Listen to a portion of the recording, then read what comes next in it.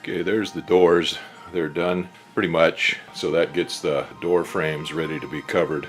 Well, now I'm gradually getting everything lined up for doing the recover, and that brings me to these strakes. Now I put these mounts on the other day. They had another tie down point on them besides on this upper longeron. They had AN 742 clamps in there slid up on this diagonal strut with and then a number 10 screw went through here into those, and that kind of held them down on this lower section. They probably get a load on them going like this. I'm going to try to figure out a way to make a little better mount for those, a little more permanent mount.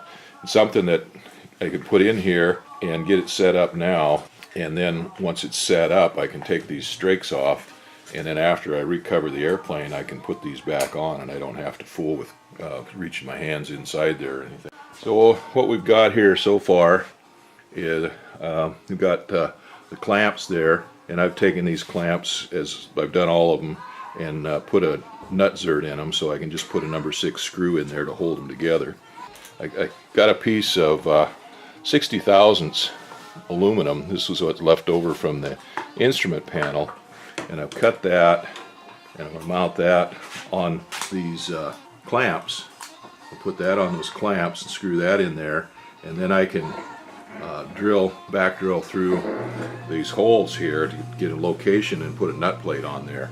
So then this tab here will be in here semi-permanently, and you won't have to reach in and do anything from the back side to hold any nuts or anything like that to get this thing off. If I want to take it off, put it back on or anything, or when we're initially mounting it. So I'm going to go ahead and mount this tabs on here on these, get these set up to mount on these clamps, and then I'll go ahead and back drill those and put a couple of nut plates in there. I'll get the first bracket done there for that tab. That's the one on the right side for that strake, and that looks like it's going to work pretty good. I'll take that, I'll do the one on the left side and get it set up. It's just enough different from the one on the right side, you just can't make a pair of them. We'll get one here on the left side, get it done, and then get them powder coated, and then I'll get those mounted on there where they go. At the second one, the left side is done. The first one I did on the left side didn't turn out so good. I had identical pieces on the left and the right, and I put it in there and marked it and drilled it, put the rivet nuts on. But when I came back to put it in, the rivet nuts wound up being interfering in the brackets here in these clamps, and then I didn't quite have the holes quite lined up exactly right for the rivet nuts, so they didn't quite line up with the holes in the strake. Well, I went down and cut some more aluminum and shaped it up and everything, and did it right this time, so that turned out really nice. I'll take these off, take them down and clean them up and powder coat them, bring them back up here and put them on and install them permanently. I got the brackets all finished and installed. I've got them powder coated. I took them over before I took them down to powder coat them. I took them up over to the brake, and I put a slight bend in them there just past where the nut plates were, and that's where the bearing point is on the nut plate, so I put a little brake on them there so they'd bend over in and wouldn't be protruding out into the fabric too much, and give them a little bit of a gentle curve on the fabric so they don't rub on it too bad. I'll take some RTV and put on these clamps so I'll hold them in position, so when I take those screws out of the strake to take it off, then these will stay in position, then I can tighten those screws up in the clamps and they'll be in the right spot to reinstall it after we get the fabric on. These pads are on there. I think that's better than just having these clamps on there and nuts on them. I made a little bit of a mess putting those on there.